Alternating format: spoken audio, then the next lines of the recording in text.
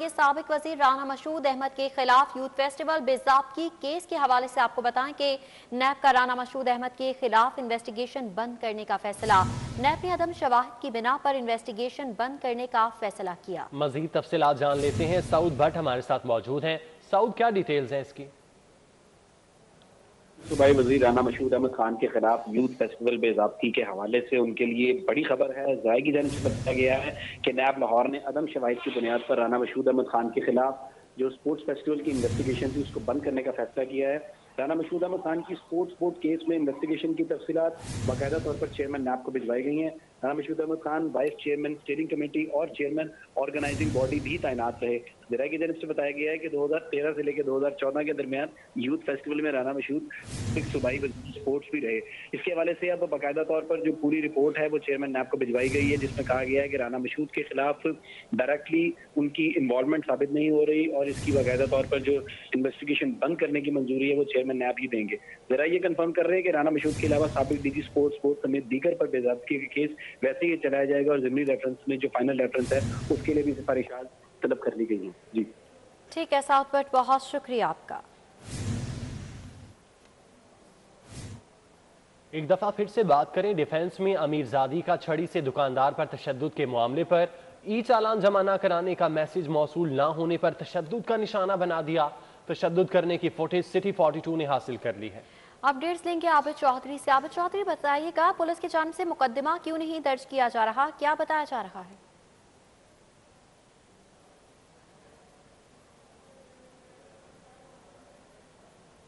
जी बिल्कुल, खातून की जानिब से दुकानदार पर तशद्दुद का वाक़या डिफेंस के इलाके वाई ब्लॉक में पेश है, जहाँ पर खातून का पहले बेटा यहाँ पर ई चलान जमा करवाने के लिए पहुंचा, लेकिन दुकानदार की जानिब से ई चलान जो है वो बर वक्त जमा करवा दिया गया। दुकानदार के सवाल से कहना है कि सिस्टम में ख़राबी के बायस मैसेज जो हो खातून को मसूल नहीं हुआ, जिस पर पहले उसका बेटा यहाँ पर आया और उसके बाद गालम गलौज शुरू कर दी। उसके बाद उसकी वालदा जो है वो यहाँ पर पहुँची, जिसने पहले आकर इनके साथ गालम गलौज की और उसके बाद अपने बैग में मौजूद जो छड़ी थी वो निकाल कर इनको तशद्दुद का निशाना बनाना शुरू कर दिया। अलबत्ता जो बाकी की CCTV फुटेज है उसमें भी देखा जा सकता है कि मास्क लगाए खातून है जो कि पहले दुकान में दाखिल होती है, उसके बाद गालम गलौज करने के बाद जो दुकानदार है उस पर छड़ियाँ बरसा देती है। इस वक्त दुकानदार अजीम जो है वो भी हमारे साथ मौजूद। आप बताइएगा कि खातून कौन थी, उसकी कोई शनाख्त हो सकी कि उसने मारा आपको?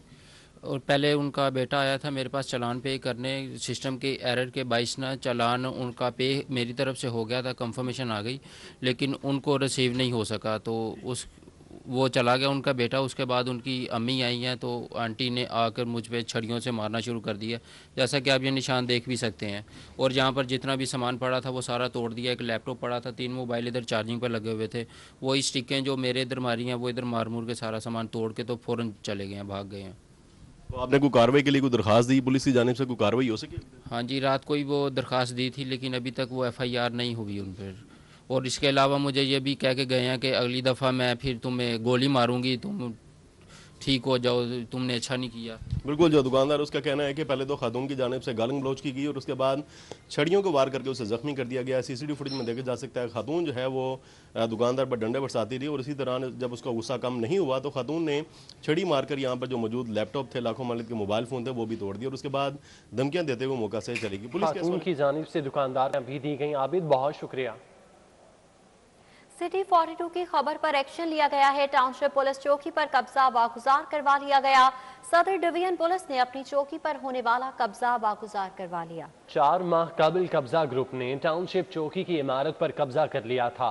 18 मरले पर टाउनशिप चौकी 28 साल तक पुलिस के जेर इस्तेमाल रही। कब्जा ग्रुप ने जाली मिल्कियती दस्तावेजात बनाकर पुलिस चौकी पर कब्जा कर लिया था।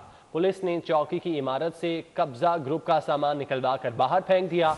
साबिक DSP और साबिक SHO के मुलव्विस होने के शवाहिद भी मिले।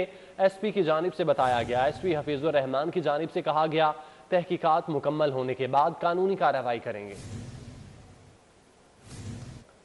सेफ सिटी अथॉरिटी सेफ करने में नाकाम। मांगा मंडी में शहरी के साथ 25 लाख डकैती की इब्तदाई रिपोर्ट तैयार। वारदात के मकाम पर लगे सेफ सिटी के कैमरे खराब निकले। डकैती मुल्तान रोड पर थाने से 1 किलोमीटर के फासले पर हुई। वारदात करने वाले मुलजमान की ताहा शनाख्त भी ना की जा सकी। मांगा मंडी में शहरी के साथ 25 लाख डकैती की इब्तदाई रिपोर्ट तैयार कर ली गई है। वारदात के मकाम पर लगे सेफ सिटी के कैमरे खराब होने का इंकशाफ हुआ है। बताया जा रहा है कि कैमरे भी खराब थे और सेफ सिटीज अथॉरिटी शहर को सेफ करने में नाकाम रही है। कानून तो मंजूर ना हुआ, लेकिन ई चालानी धड़ाधड़ जारी है। सेफ सिटीज अथॉरिटी की जानिब से 23 सितंबर 2018 से लेकर अब तक 44 लाख से ज्यादा ई चालान करवाए गए। सेफ सिटी हुकाम का कहना है कि 3 साल पहले ई चालानी की समरी भिजवाई गई, लेकिन ताहाल मंजूर ना हो सकी। तफसीलात जानते हैं, अली साही हमारे साथ मौजूद हैं। अली, बताइएगा, ई चालान की समरी मंजूर नहीं हुई तो जुर्माने कानूनी कैसे हो गए? बिल्कुल कानून मंजूर करवाया नहीं, लेकिन ई चलानी का अमल जो है वो धड़ाधड़ जारी है। लाहौर शहर में कैमरों के हवाले से बात की जाए तो सेफ सिटी अथॉरिटी की जानब से अब तक 44 लाख से ज़ायद ई चलान किए जा चुके हैं। सेफ सिटी हुकाम के मुताबिक 23 सितंबर 2018 को लाहौर की 5 मुख्तलिफ वायलेशन पर गाड़ियों के ई चलानी का अमल शुरू किया गया और अब तक जो है वो करोड़ों रुपए सेफ सिटी अथॉरिटी की जानब से कमाए गए हैं। लेकिन इसमें एक और अहम पहलू भी ये है कि अभी तक जो 3 साल पहले इस कानून साजी के लिए सेफ सिटीज अथॉरिटी की जानब से समरी भिजवाई गई थी वो अभी तक मंजूर नहीं हुई, लेकिन इसके बावजूद ई चलानी का जो अमल है वो जारी है। सेफ सिटीज अथॉरिटी की जानब से ई चलान वसूल करने के लिए भी कोई मौसर तरीकाकार अडॉप्ट नहीं किया गया। हमेशा ट्रैफिक पुलिस की मदद ली जाती है और अभी भी तकरीबन 40% से ज़ायद ई चलान जो हैं वो वसूल नहीं किए गए। अब भी कोर्ट में मामला है कि 1 मार्च अदालत की जानब से तलब किया। ठीक है अली साही, बहुत शुक्रिया आपका। सेफ सिटी अथॉरिटी की मदद से गाड़ियों के ई टिकटिंग चालान करने का ये मामला है। लाहौर हाई कोर्ट ने ई चालान करने के अदालती हुक्मनामा 1 मार्च को तलब कर लिया। तफसीलात जानेंगे मलिक अशरफ से। जी मलिक अशरफ, बताइएगा।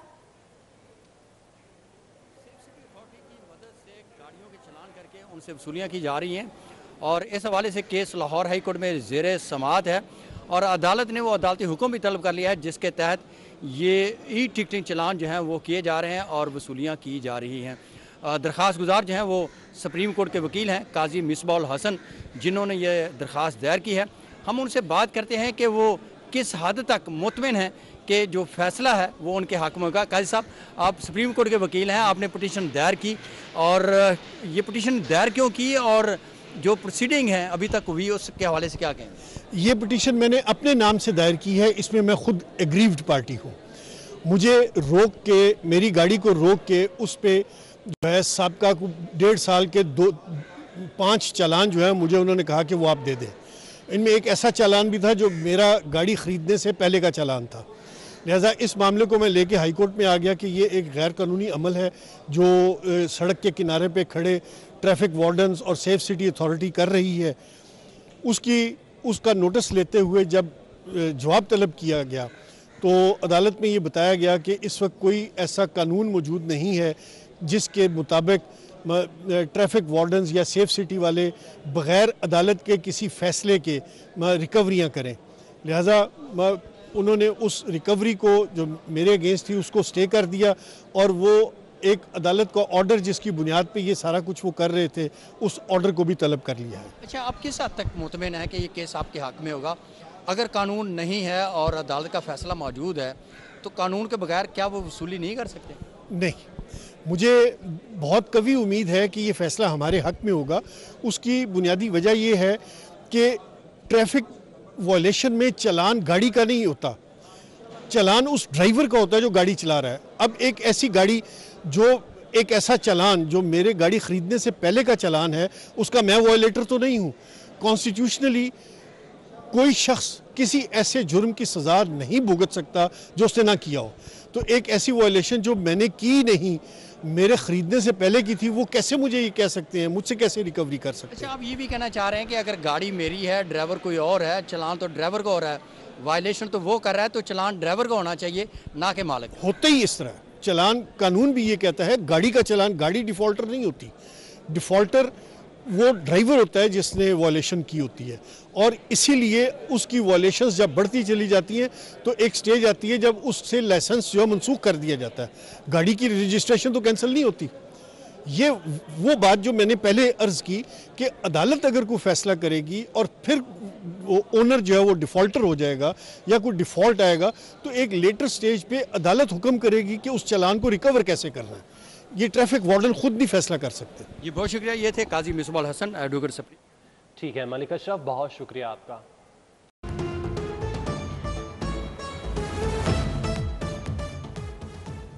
Welcome back. एक मोरिया पुल मंसूबा गैर मामूली तखीर का शिकार है। 3.5 साल गुजर जाने के बावजूद मंसूबा मुकम्मल ना हुआ।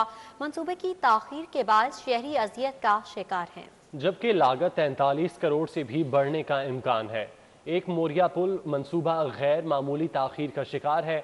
3.5 साल गुजर जाने के बावजूद मंसूबा मुकम्मल ना हुआ। तफसीलात जानते हैं, दुर्रे नायाब हमारे साथ मौजूद हैं। दुर्रे नायाब, बताइएगा क्या वजह है, मंसूबा क्यों ताखीर का शिकार है?